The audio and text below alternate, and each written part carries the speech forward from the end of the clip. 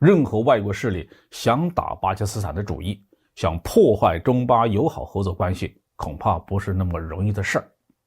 因为中巴友好是由两国各自的核心战略需求决定的。各位网友大家好，我是包明，欢迎来到包明说。今天呢，我们说说巴基斯坦现任总理遭遇不信任投票。3月28号，巴基斯坦的反对党的领袖谢里夫在国民议会上正式对巴基斯坦现任的总理伊姆兰·汗提出了不信任的提案。有161名国会议员表示赞成，超过了法律规定的 20%。很快巴基斯坦的国会将就这一个提议呢举行投票表决。伊姆兰·汗表示他已经掌握了证据，反对党的不信任提议是外国资助阴谋的一部分。这个外国是谁呢？不用说你也猜得到，就是那个唯恐天下不乱，最喜欢对盟友下手的美国。巴基斯坦和美国军事结盟的历史可以追溯到1954年。当时主要是为了对付苏联势力南下，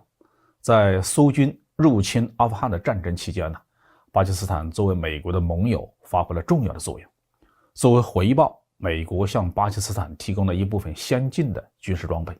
这里面就包括我们所熟悉的 F-16 战斗机。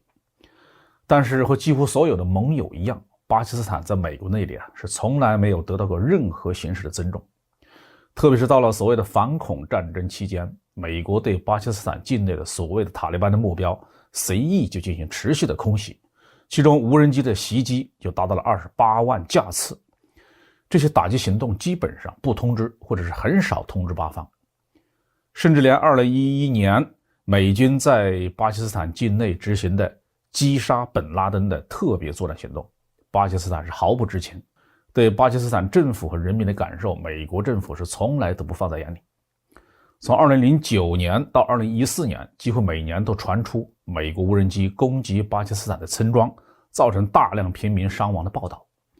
单次袭击死亡最多的达到13人。美军从阿富汗溃败撤退以后，并没有放弃在南亚或中亚这块战略要地一定要在中国的西侧寻求一个新的军事基地。看起来巴基斯坦是最合适的对象的，因为巴美之间呢还有军事同盟关系。但是任何人都清楚中国和巴基斯坦虽然没有明确的对外宣布是同盟关系，但是两国的关系是千年老铁中国向巴基斯坦出口了大量的新一代的武器装备，巴基斯坦积极的拥抱中国的一带一路的倡议，中国投资在巴基斯坦改善基础设施和公共交通服务，提供新的电力设施建设，这些东西都是让巴基斯坦人民欢欣鼓舞的事情。正因为如此美国有很强的动机去推翻巴基斯坦现任政府，扶持一个亲美的领导班子。巴基斯坦现政府对乌克兰战争的立场让美国更是气急败坏，耿耿于怀。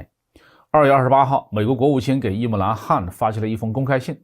警告他，如果不停止你的行为，接下来的一系列事件可能会发生，导致你所选的政府被赶下台。再次警告你，与克里姆林宫保持距离。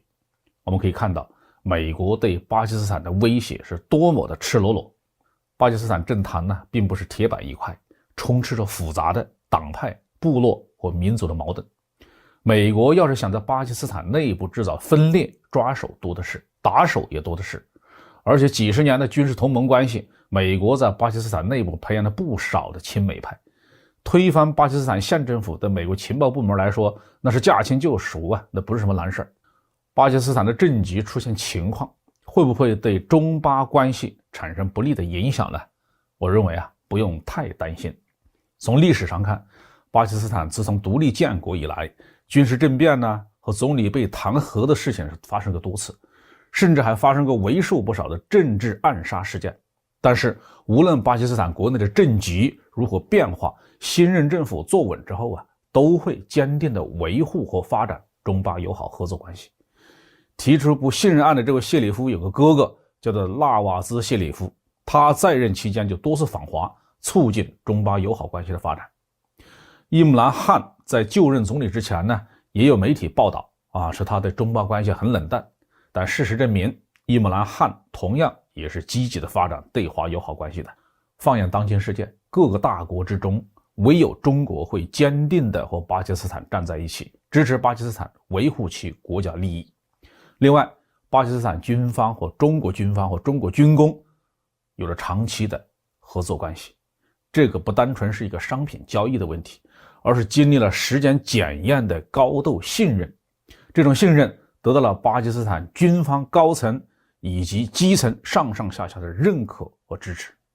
任何外国势力想打巴基斯坦的主意，想破坏中巴友好合作关系，恐怕不是那么容易的事儿。因为中巴友好是由两国各自的核心战略需求决定的。好，这期话题就说到这里。